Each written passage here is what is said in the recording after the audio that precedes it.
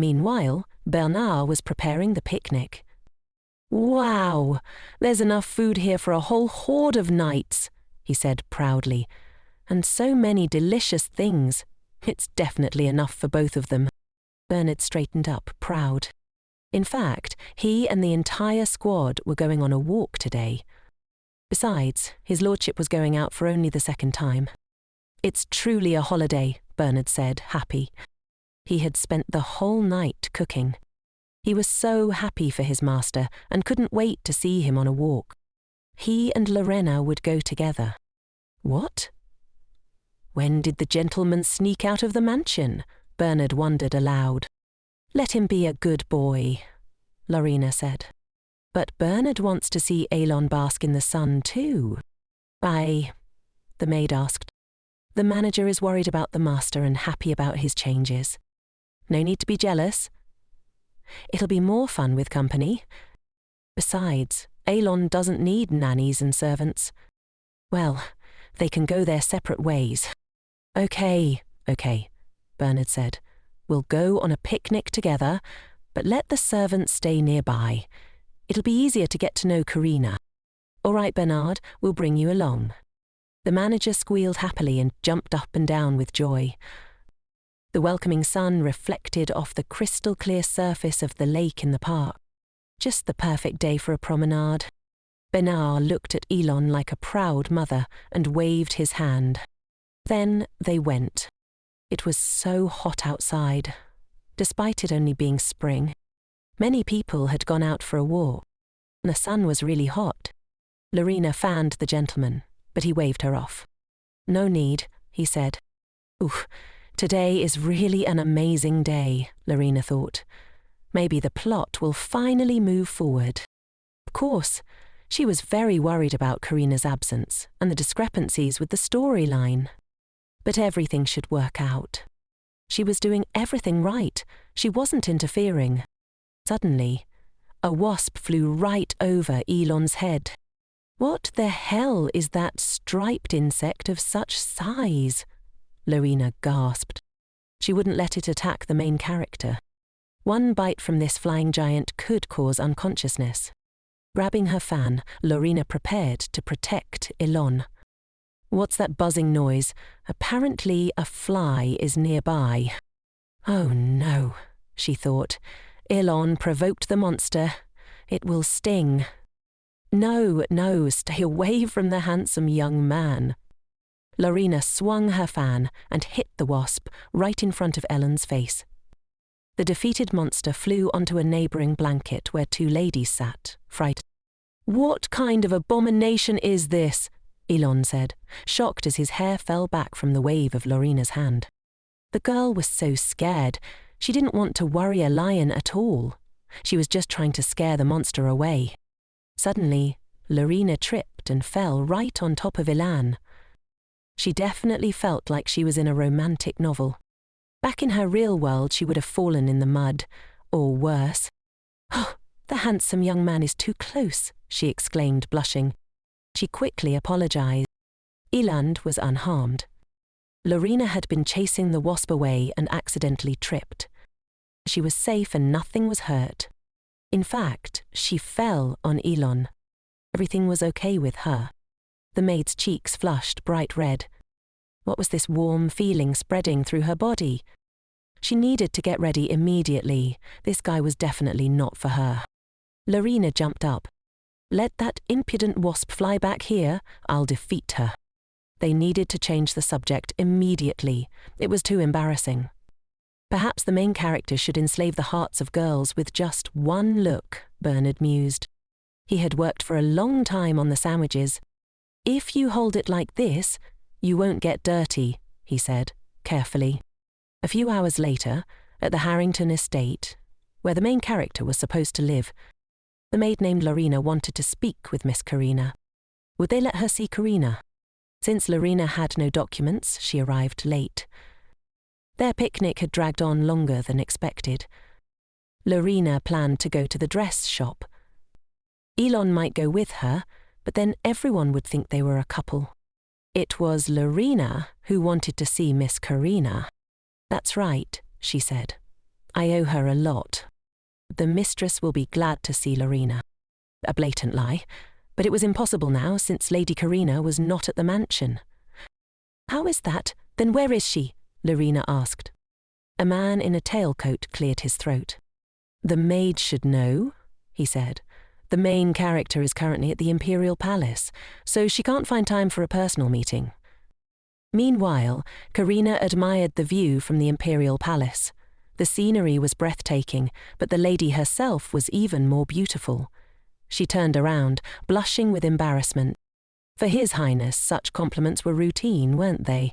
After all, Karina was the adopted daughter of the Earl of Harrington, the Countess Harrington. And the Crown Prince said this to every lady of the court. It had always been that way. Karina, don't look at me like that, the Crown Prince said softly. It hurts me. The future ruler gently kissed her hand, throwing out compliments as casually as breathing. Crown Prince Xavier Oda Constance never imagined he would say such things from the bottom of his heart. For some reason, Karina didn't quite believe the future ruler's words. But what was stopping her from changing that? Perhaps if Miss Karina called the Crown Prince by his first name, it would be enough to win his trust. Lady Harrington cannot call the heir to the throne by his first name, Karina thought. Is this a refusal to obey a royal command? The future emperor gently squeezed her chin. Come on, Karina. It's that simple. Xavier is such an easy name to say, and from your lips, it sounds beautiful. With one swift motion, the Crown Prince pulled her closer and kissed her in the rays of the setting sun. Karina's emerald eyes sparkled with a new feeling awakening inside her. Let sweet Karina remember that when we are alone, she should address me by my name. As you wish, she whispered. Their conversation was suddenly interrupted by the Crown Prince's assistant, who hurriedly approached. What is it? Xavier asked. The young man nervously leaned in and whispered into his ear. Xavier's face immediately changed. The Crown Prince has an urgent matter to attend to and must leave. Miss Karina, we will meet again tomorrow at the same place. Xavier kissed Karina's forehead. Goodbye. From now on, Lady Harrington must stop calling me His Highness, or I will have to punish her. After the Crown Prince left the balcony, Karina covered her face in embarrassment. It was her first kiss. Her cheeks flushed pink. How exciting and pleasant it all was. This must be what true love feels like. Karina felt it deep in her heart. The name of her other half was Xavier. Everything was lost when Lady Karina was adopted. The Countess had been so happy, and now even more so. Very soon young Karina would marry a member of the imperial family. She was stunned. What about Laura and Elon? Everything around Karina seemed shrouded in impenetrable darkness. Everything was lost. She was doomed. How could this stupid heroine suddenly fall in love with the heir to the throne? It was disgusting. But how was this possible? Their heroine had broken the rules of the plot. The ending would be different. Poor Elon would never see the light. Would never be cured without love. How could Karina even look him in the face now, knowing he could not be saved? Finally, the maid deigned to return. Ooh, remember the sun, here comes a ray, Bernard said. Why hasn't the young gentleman gone to bed yet? It's high time for him to rest. Lorena was also doing well. She promised she wouldn't be gone so long, but she had gotten lost on the way back. Why didn't you take a carriage then? You need to save money, Lorena replied. Be careful. The girl was going to put Elon to bed now. The maid led the main character to his bed and carefully sat him down. He still needed something. Maybe she could read to him again? Was Elon having trouble sleeping again? Should she bring the same book? Outside, a large number of soldiers had gathered in the populated wasteland. The enemy army matched theirs. Pooh's infantry consisted of 11,000 foot soldiers and 5,000 cavalry, and there were 6,000 artillery soldiers and 800 guns. Well, and bedtime stories? How can you even fall asleep to this? Some soldiers went on the offensive, others moved elsewhere. Then snoring was heard in the room. The maid plopped down on the beast's bed. Iluan carefully covered her with a blanket. Apparently, she was very tired after the whole day. Let her have a good rest. The main character tried to pull the book out from under the maid's cheek, but failed. Okay, so be it, he thought. The handsome hero lay down next to her and began to listen. The sound of her breathing was so peaceful and pleasant. Elon felt he was not alone in his endless darkness. Lorena had said today that if Elon accompanied her to the dress shop, everyone would think they were a couple. Bernard immediately caught Lorena and said, "That's right. In general, the gentleman has spent too much time outside the house. It's time for him to go home." But the main character wanted to spend a little more time with Lorena. Bose carried and dragged the young man home like a capricious child. Why didn't she want to take the young man with her? Apparently, Lorena was ashamed to appear in such places with Lidlon. The main character carefully felt the sleeping girl's hand. He only wanted to straighten her blanket, but accidentally touched her palm. Everything inside Lilin turned over just from that touch. It required so much courage. She had become a guide for a feeble, blind man, and this tore the young man apart. How could a blind beast be with her? How could she even want that? There was a knock on the door of the main character's bedroom. It was Bernard again. His lordship took up his question. "What are you doing here at such a late hour?"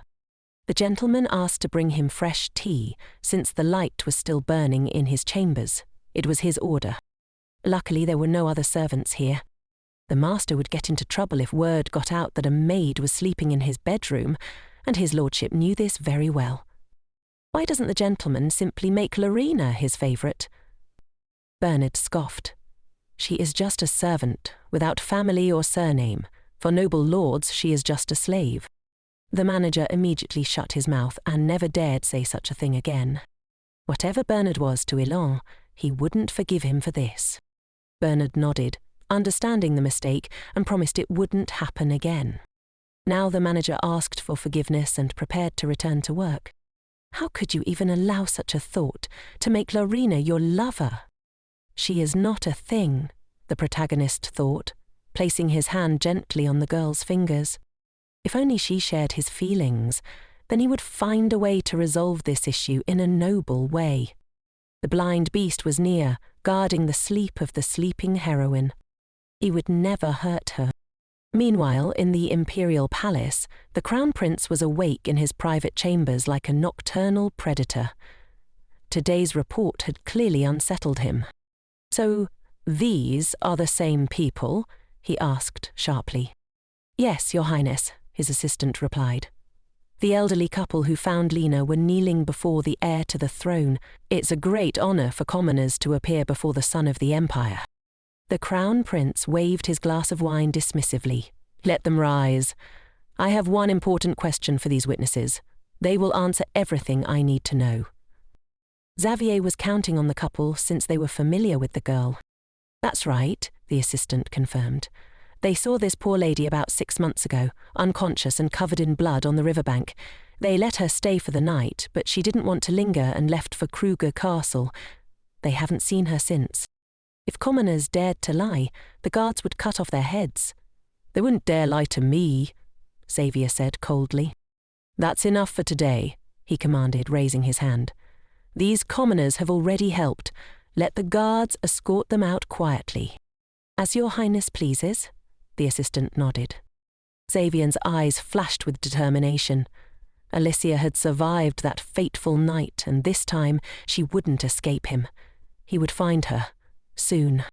Oda was the name of the first ruler of Constant, a divine title passed down through generations since the state's founding. According to legend, the first emperor died and ascended to become one of the gods. He prophesied that in every generation a child would be born in his likeness. Children with black hair and red eyes became known as the descendants of god Odor.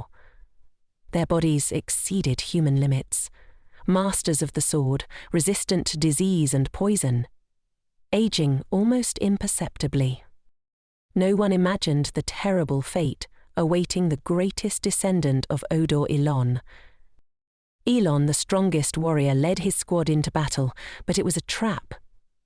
A special poison was sprayed into the air, unavoidable and deadly. His faithful horse collapsed instantly, struck by a dangerous toxin. Then, Elon felt as if acid was burning his eyes. The pain was unbearable. Loyal soldiers rushed to his side, but no one could help.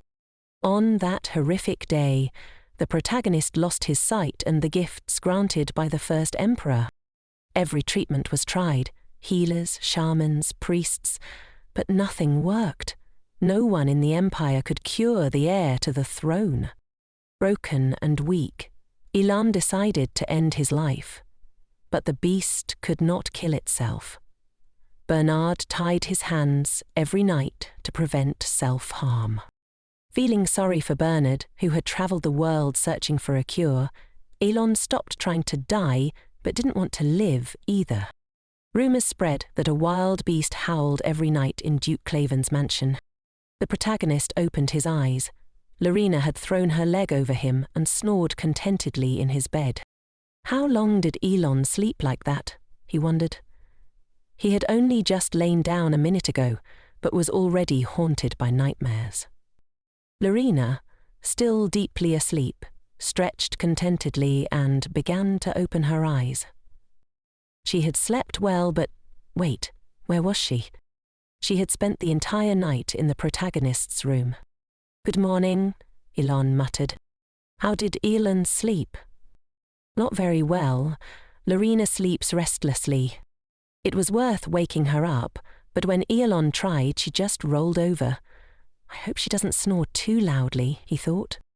Lorena had fallen asleep in the bed of a young man who already had a lover, even if he didn't know about her yet. Suddenly the maid rushed in. "Master needs something," she said.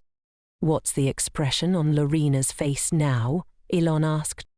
"Sleepy and deflated," the maid answered. Her cheeks were flushed with worry. "Well, she's already embarrassed. She just wants to collapse." Lorena's cheeks were still chocolate brown, reflecting her dark skin. "If the gentleman needs anything, just call. Lorena needs to recover from the night," the maid added, and hurried out, closing the door behind her. Inside, Lorena was filled with anger and frustration. "As a génial. What the hell am I doing? What a fool," she muttered, pounding on the door. Why hadn't she gone to her own bed? After 7 years, boys and girls should sleep in separate rooms. Even though she was exhausted, Lorena angrily hit her head against the wall. A trickle of blood ran down her forehead. "We need to find Karina," she thought. Karina had already fallen in love with a minor character who, according to the plot, was supposed to end up with nothing. Originally, the protagonist didn't even notice the crown prince. What had changed? Maybe Karina could bring Elon and the crown prince together. And then maybe both would fall in love. After all, they were the main characters and were meant to be together. But wait. Something was definitely wrong with that damn crown prince. He was the main villain, immoral, cruel, and a freak. She should have read the book properly. Now, she still had to confront this secret villain. First, we need to deal with Elon. Today is his day off. Lorena found herself in the Harrington reception area. Of course, she lied again about going shopping. The main goal was to bring the main characters together. It's okay, she thought. She had carried trays when she lived in the village, even if it wasn't proper etiquette. Karina would take care of the arriving guest herself. The servants shouldn't worry unnecessarily. And here came the main character. Lorena had been waiting a long time for this meeting. Miss Harrington must have been surprised by her sudden visit, and curious. Why did the guest tell the Count that she was Lady Karina's doctor? However, the main character didn't remember anything about that. "The girl's name is Lena," the assistant explained. "She came all the way here, and Karina can't even remember her." In that case, maybe the main character would remember the fortune teller she met on the main square. Does Lorena really know that fortune teller? She was her grandmother, the assistant said. What's she talking about? Lorena needed to gain Karina's trust. The grandmother had dementia. People often feared and offended her, and no one loved her. But the day before she died, she said that Miss Karina had given her 3 silver coins. Karina had no money left, but gave everything she had so the fortune teller could eat and tell her a fortune about her future. A new life awaits the kind girl, the fortune teller said. A great and passionate love with a dark-haired man. Thanks to Karina's kindness, the grandmother left the mortal world with a smile, holding those coins to her chest as a memory of a ray of light. Lorena wanted to predict Karina's future as a token of gratitude, but if it wasn't a burden, she had one request: to meet a man. It's a matter of life and death, she said. Karina could change someone's life again, just like she did with her grandmother. Karina was a ray of sunshine in the darkness. But Karina was engaged now. She can't do that, Lorena thought. It would put her in an awkward position. And, as the grandmother predicted, her chosen one and true love had dark hair. This engagement was important, not just for Karina, but for the Empire. There should be no rumors, after all. Karina would become a member of the imperial family. The main character would gladly help, but she couldn't. Oh, it's a secret? Well, since Karina told me her secret, she might as well name her love the Crown Prince. At the Harrington house, they told her the truth. Did Lady Karina really love her fiancé? Yes, the assistant said. She loves the Crown Prince with all her heart. That was the problem. Karina's marriage had no political subtext. She was marrying for love. Lorena could feel how deeply the main character was in love with the Crown Prince, the villain. How had she fallen for him so quickly? Lorena couldn't change Karina's feelings, for her own good, but she couldn't leave Elon behind. What will happen to the protagonist, she wondered. He didn't deserve this. The maid didn't know about Lady Karina's situation and had asked for something unacceptable. She would simply tell Lady Karina's fortune. The main character would be happy with that. But Lena wasn't so sure. After the fortune-telling, the maid left the Harrington residence, leaving the main character deep in thought. Her words were very different from the grandmother's. It was easier to believe the old woman's joyful prediction. The first time Karina met the Crown Prince was in the Imperial Palace, where she dropped her scarf, and Xavier picked it up and handed it to her. He then escorted Lady Harrington to the palace. His lordship was surprised. He had never heard Karina's name before. The future ruler couldn't forget the name of such a lovely lady. That prediction popped into his head. It was that meeting, destined by fate, that marked their beginning. The maid called Lady Harrington downstairs. "Come quickly," she said. "What's the matter?" "The Crown Prince has arrived at the Harrington estate and is seeking a meeting with Lady Karina." The heir to the throne was tired of waiting for Karina's visit to the palace. If she had known, she would have prepared better. Xavier had warned her he would punish her if she called him by his title in private. What kind of punishment? The Crown Prince bit her with greedy, demanding lips. This was the Crown Prince's punishment. Karina might even get used to it. Why does the main character look at the young man like that? Is it too hackneyed and predictable? "The fruit of your love will be rejected by society at first," the Crown Prince said. "But don't worry, her child will rule the world. Let her take everything fate gives her and follow the call of her heart. It will lead her to a better life." Karina wanted to be with Xavier, that was certain. After such words, the Crown Prince would no longer let Karina go. You shouldn't let that maid's words influence your mind. That's a mistake. Zami is her true destiny. There would be 2 men in Karina's life, both of noble blood. If she sensed something was wrong, she shouldn't be afraid to leave this path.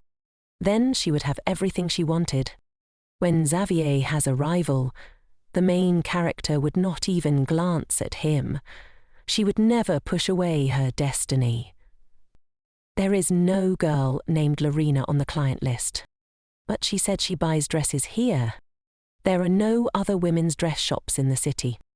The main character felt struck by lightning. Lorena had lied more than once. Why would she do that? The blind beast rushed away from this painful truth. Bernard didn't understand where the maid could have gone, or what else she could need. The main character sighed heavily. He would like to know too, but, alas, they could only search the area now that his lordship had started the search. No need, Bernard said. She came back very late last night, lied again today, and disappeared somewhere. Meanwhile, the girl was returning to the beast's estate, unsure of what to do next. Everything had gone wrong. She was certain that as soon as she met Karina, everything would be decided. Elle was exactly as described in the novel, but what was wrong with the main character? How was the girl supposed to unravel this tangled mess of passions? And how could she possibly find her way back home? She needed to calm down and come up with a new plan, especially since the circumstances had changed. The magical flower was set to wither tomorrow. Would the most beautiful young man, noble in body and soul, never regain his sight? The flower had to be used. But how? Lorena didn't understand anything about it. She wished she had learned this from the main character earlier. At least then she might have had a chance to help poor Elone. Instead, she was still trying to recruit the main character. Suddenly it started raining. What a day. Exhausted, Lorena thought. I need to get back to the mansion, pour myself some tea and regain my peace. Only then will the solution come. The Claven estate was close now. She quickened her pace. Approaching the main entrance, she nearly collided with the main character. "Why is Elon standing out in the rain?" she asked. "Why is the gentleman out here without an umbrella? He'll catch a cold." The main character ignored her questions, focusing instead on finding out where Lorena had been. She sneezed loudly, soaking wet and clearly sick. The main character sighed heavily, realizing the questions for today would have to wait. The handsome young man carefully lifted her, his warm palm resting on her waist. In an instant, Lorena was in his arms. What just happened? She wondered. How is this even possible? Then, the truth came out. Elon was not blind after all. Yes, she could walk on her own, but the main character carried her to the bathroom and gently placed her on the floor. "Let Lorena take a hot bath," the main character insisted. "She needs to warm up or she'll get even sicker." When the maid protested, the main character slammed the door shut. "This is Duke Claven's private bathroom," Lorena whispered awkwardly. Well, since the wonderful hero himself brought her here, she doesn't need to be told twice, she thought, settling into the bath. Elon seemed so troubled. Maybe something happened while she was gone. This was a rare moment for Lorena to enjoy a luxurious bath, but the question of what to do remained. Elon relied on her, and the thought of him blind and without Karina was unbearable. Even worse, Lorena was starting to care for Elon far more deeply than she expected. Everything was so complicated. The manager struggled to hold a tray of tea as Elion, still soaking wet and shivering, finally returned. Apparently he had decided walking in the pouring rain was a good idea. When asked why, Elion merely smiled, knowing Bernard was worried about him. Elion let the maid Lina handle his belongings while he used the bathroom. The protagonist left Bernard's questions unanswered as usual. At this rate, the manager might lose his mind, and every nerve cell. Elon was acting like a child and could easily get sick.